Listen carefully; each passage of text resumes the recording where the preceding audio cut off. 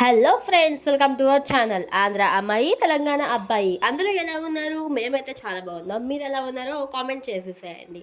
ఇంకా ఈరోజు మన లాంగ్ వీడియో ఏంటంటే, మనం 6 నెలల తర్వాత పిల్లలకి పౌష్టికాహారాన్ని పెట్టడానికి ఎన్నో సర్చింగ్లు చేసి ప్రిపేర్ చేసి అయితే పెడతాం కదా.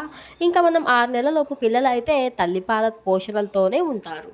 ఇంకా కొందరైతే 1 ఇయర్ దాకా పాలు తాగుతారు, కొందరు 2 ఇయర్స్ వరకు తాగుతారు, ఇంకొందరు అయితే ఇంకా ఎక్కువ తాగవచ్చు.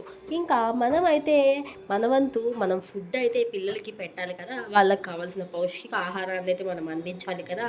అందువలన నేనైతే ఈ వీడియోలో పిల్లలకు కావాల్సిన పౌష్టికాహారాన్ని ఎలా తయారు చేయాలో చూపించేస్తున్నాను. చూసేసి మీరు కూడా ట్రై చేసేసేయండి.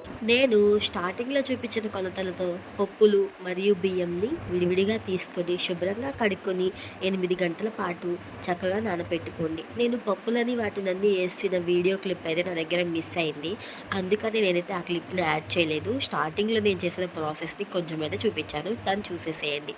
ఇంకా 8 గంటల పాటు నానిన తర్వాత పప్పులని మళ్ళీ ఇంకొకసారి నీట్గా కడుక్కోవాలి. కడుక్కొని మనము నైట్ అంతా ఒక కాటన్ క్లాత్లో తీసుకొని వాటర్ లేకుండా ఆ పప్పులని పెట్టుకోవాలి. అప్పుడు మనం ఆ క్లాత్లో పెట్టడం వల్ల అందులో మనం పెసలేసాం కదా, ఆ పెసలు అయితే చక్కగా మొలకలు వస్తాయి. నేను ఆ ప్రాసెస్ని కూడా స్టార్టింగ్ క్లిప్లో యాడ్ చేశాను, మీరు అది చూడండి.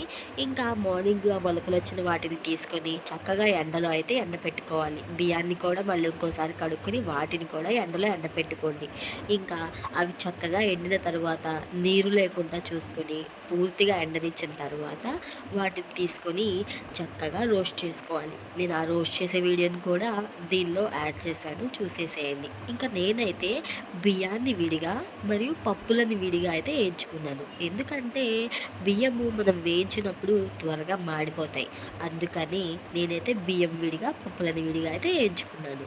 ఇంకా మా చిన్నోడైతే ఇంకా నన్ను ఫుడ్ పెట్టే విషయంలో అయితే బాగా సతాయిస్తాడు. ఎందుకంటే వాడు ఏం తినడు. నేను చిన్న అరటిపండు పెట్టినా కూడా బాగా వామిటింగ్స్ అయితే చేసేసుకుంటా ఉన్నాడు. అసలు ప్రెజెంట్ ఇప్పుడు దాకా అయితే వాడికి ఏం లేదు, నేను అసలు ఏం పెట్టలేదు. అన్నప్రసన్న అయిన కాడి నుంచి ఏం తింటలేడు. ఎందుకంటే నేను ఒకసారి పెట్టగానే వాడైతే అంతా వామిటింగ్ చేసేసుకుంటున్నాడు. అందుకే ఇలా ట్రై చేద్దామని చెప్పేసి పప్పులతో అయితే స్టార్ట్ చేస్తున్నాను. ఏమో చూడాలి, ఈ పప్పులతో చేసిన ఫుడ్ అయినా ఇంకా తింటాడో తినడో. ఇంకా మా హనీగాడికి అయితే నేను 8 months ఉన్నప్పుడే ఇలాగే పప్పులతో ట్రై చేసి పెట్టాను, వాడైతే ఇష్టంగా తినేటాడు. ఇంకా నేనైతే ఇందులో ఏం యాడ్ చేస్తున్నానంటే బాదం, ఇంకా కొన్ని మక్కాన, ఇంకా కావాలంటే కాజు కూడా యాడ్ చేసుకోవచ్చు. నా దగ్గర అవైలబుల్ లేదు, అందుకని యాడ్ చేయలేదు. ఇంకా నేను కొంచెం జీలకర్ర, వాము కూడా యాడ్ చేస్తున్నాను, ఎందుకంటే పిల్లలకి త్వరగా డైజెస్ట్ అవ్వడానికి. బాదం, కాజు వచ్చేసరికి అయితే మనం కొంచెం కొంచెం వేసుకుంటే సరిపోతుంది, ఎక్కువ అయితే అవి త్వరగా డైజెస్ట్ కావు పిల్లలకి. నేను అందుకే ఓ బాదం 4-5 వేసాను అంతే. నా దగ్గర జీడిపప్పు లేదు కాబట్టి అదైతే నేను వేయలేదు. మీరైతే కావాల్సింది కొంచెం కొంచెం అయితే యాడ్ చేసుకొని సరిపోతుంది. ఇంకా వాటన్నిటిని మంచిగా మెత్తగా అయితే మిక్సీలో పట్టేసుకోవాలి.